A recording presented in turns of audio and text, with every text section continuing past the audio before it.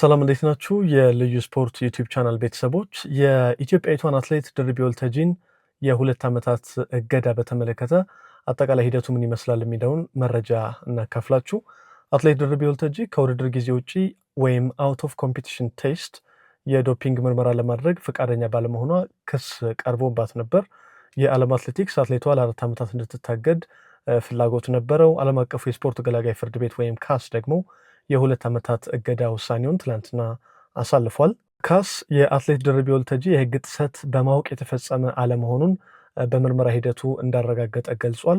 ነገር ግን በጉዳዩ ላይ አትሌቷ ባሳየችው ቸልተኝነትና የዶፒንግ ናሙና ያልሰጠችበትን አሳማኝ ምክንያት ባለማቅረቧ ለሁለት ዓመት እገዳው እንዲጸና ውሳኔ ያሳልፏል። በዚህም የአትሌት ድርቤ የእገዳ ጊዜ ከሐምሌ 1 2017 ዓ.ም እስከ ሰኔ 23 2019 ዓ.ም የሚጸና ይሆናል። ከዚህ በተጨማሪ አትሌት ድርቤ ከየካቲት 18 2017 ዓ.ም ወዲህ ያስመዘገበቻቸውን ሁሉንም ውጤቶች እንዲሰረዙ ውሳኔ ተላልፏል። በተጨማሪም አትሌቷ በ2025 የናንጂንግ የዓለም የቤት ውስጥ አትሌቲክስ ሻምፒዮና በ1500 ሜትር ያስመዘገበችው የብር ሜዳሊያም ተሰርዟል። በዚህም የነሐስ ሜዳሊያ የነበራት የታላቋ ብሪታንያ አትሌት ጆርጂያ ሃንተር ቤል ወደ ብር ሜዳሊያ ከፍ ትላለች። አራተኛ ደረጃን ይዛ የጨረሰችው የአውስትራሊያው አትሌት ጆርጂያ ግሪፊትስ የነሐስ ሜዳሊያ አሸናፊ ትሆናለች። የወርቅ ሜዳሊያ አሸናፊዋ ጉዳፍ ጸጋይ ግን በአንደኝነቷ የምትቀጥል ይሆናል። በ2025 ፕሪፎንቴን ክላሲክ የ1500 ሜትር ውድድር አትሌት ድርቤ የግል ምርጥ ሰዓቷን 3 ደቂቃ ከ51.44 ያስመዘገበችበትና በርቀቱም በታሪክ የምንጊዜም 8ኛውን ፈጣን ሰዓቷም የሚሰረዝባት ይሆናል። በተጨማሪም የአትሌት ድርቤ ውጤት በተሰረዘበት ወቅት ያገኘቻቸው ክብሮች፣ ዋንጫዎች እንዲሁም የገንዘብ ሽልማቶች በሙሉ የሚመለሱ ይሆናል። በተለይም በ2024 በተጀመረው የግራንድ ስላም ትራክ የመጀመሪያ ውድድሮች ውጤታማ ከነበሩት አትሌቶች መካከል አንዷ ድርቤ ናት። በዚህም ከፍተኛ የገንዘብ ሽልማቶችን አግኝታ ነበር። ስለዚህ ተመላሽ ይሆናል ማለት ነው።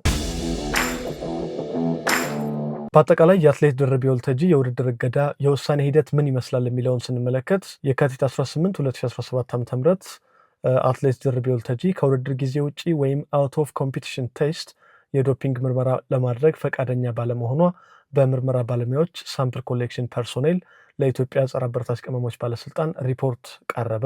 ግንቦት 13 2017 ዓ.ም ደግሞ አትሌት ድርቤ ከውድድር ጊዜ ውጪ የዶፒንግ ምርመራ ለማድረግ ፈቃደኛ ባለመሆኗ በኢትዮጵያ ጸረ አበረታች ቅመሞች ባለስልጣን ክስ የቀረበባት ጊዜ ነው። ነሐሴ 21 2017 ዓ.ም አትሌቷ የዶፒንግ ምርመራ ናሙና ለመስጠት ፈቃደኛ ያልሆነችበትን ምክንያት በሀገር ውስጥ ለሚገኘው ነፃና ገለልተኛ የዳኝነት አካል ሂሪንግ ፓነል አቅርባ ተቀባይነት አግኝቷል። ነሐሴ 26 2017 ዓ.ም የአትሌቲክስ ኢንተግሪቲ ዩኒት ወይም ኤአዩ አትሌቷ የዶፒንግ ምርመራ ናሙና ለመስጠት ፈቃደኛ አለመሆኗ እንዲሁም በጸረ አበረታች ቅመሞች መመሪያ አንቀጽ 2.3 ላይ ጥሰት መፈጸሟ ሪፖርት የደረሰበት ወቅት ነው። ጳጉሜ 4 2017 ዓ.ም በሀገር ውስጥ የሚገኘው ነፃና ገለልተኛ የዳኝነት አካል ያሳለፈውን ውሳኔ በመቃወም አትሌቷ በጊዜያዊነት ከውድድር እንድትታገድ የአትሌቲክስ ኢንተግሪቲ ዩኒት ለካስ አቤቱታ ቀረበ። መስከረም 2 2018 ዓ.ም አትሌት ድርቤ ወልተጂ ለ4 ዓመታት እንድትታገድ ወርልድ አትሌቲክስ ለካስ ጥያቄ ያቀረበ። ያ ካልሆነ ግን በጊዜያዊነት ከውድድር እንድትታገድ ለዓለም አቀፉ የስፖርት ገላጋይ ፍርድ ቤት ያቀረበው ይግባኝ ተቀባይነት አግኝቷል። በዚህም አትሌት ድርቤ ወልተጂ በ1500 ሜትር ለሜዳሊያ አሸናፊነት ከምትጠበቅበት የ2025 የቶኪዮ ዓለም አትሌቲክስ ሻምፒዮና ውጭ ሆናለች። የካቲት 19 2018 ዓ.ም ወርልድ አትሌቲክስ አትሌት ድርቤ ለ4 ዓመታት እንድትቀጣ ቢፈልግም ዓለም አቀፉ የስፖርት ግልግል ፍርድ ቤት አትሌቷን ለ2 ዓመታት ከውድድር እንድትታገድና ከየካቲት 25 2017 ዓ.ም ወዲህ ያስመዘገበቻቸውን ውጤቶች እንዲሰረዙ ውሳኔ አሳልፏል። የኢትዮጵያዊቱ አትሌት ድርቤ ወልተጂ አጠቃላይ የምርመራ ሂደትና ውሳኔ ይህንን ይመስላል። ስለ ድርቤ ወልተጂ ጥቂት ነገሮችን ለማንሳት የ23 ዓመቷ ድርቤ በመካከለኛ ርቀት በተለይ በ800 ሜትር እና በ1500 ሜትር ርቀቶች ከዓለማችን ምርጥ አትሌቶች መካከል አንዷ ናት። ለዚህም በዓለም አቀፍ ደረጃ ያላት ውጤት እንደ ምስክርነት ማቅረብ ይቻላል። በዓለም ከ20 ዓመት በታች ውድድር በ2018 ፊንላንድ ታምፔሬ ላይ በ800 ሜትር የወርቅ ሜዳሊያ አሸንፋለች። የሻምፒዮናውን ሪከርድ 1:59.74 በማስመዝገብ ሪከርድ ሰብራለች። በአፍሪካ ከ20 ዓመት በታች ውድድር አይቮሪ ኮስት አቢጃን ላይ በ2019 በ1500 ሜትር የወርቅ ሜዳሊያ አሸንፋለች። 4 ደቂቃ ከ11:59 የገባችበት ሰዓት ነበር በወቅቱ። በዓለም ከ20 ዓመት በታች ውድድር በ2021 ኬንያ ናይሮቢ ላይ በ1500 ሜትር የብር ሜዳሊያ አስገኝታለች።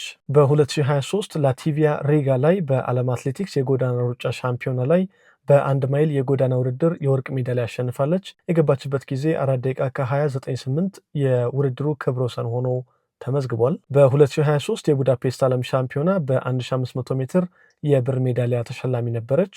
በ2025 የናንጂንግ የዓለም አትሌቲክስ የቤት ውስጥ ሻምፒዮና በ1500 ሜትር የብር ሜዳሊያ አስመዝግባለች። ነገር ግን በእገዳው ምክንያት ይሄ ውጤቷ የሚሰረዝ ይሆናል። አትሌት ድርቤ ወልተጂ በኦሊምፒክ 2021 ቶኪዮ ላይ እና በ2024 ፓሪስ ኦሊምፒክ ላይ ተሳትፋለች። በዓለም አትሌቲክስ ሻምፒዮና ደግሞ በ2019 ዶሃ እና በ2022 ዩጂን ላይ ኢትዮጵያን ወክላ ተወዳድራለች።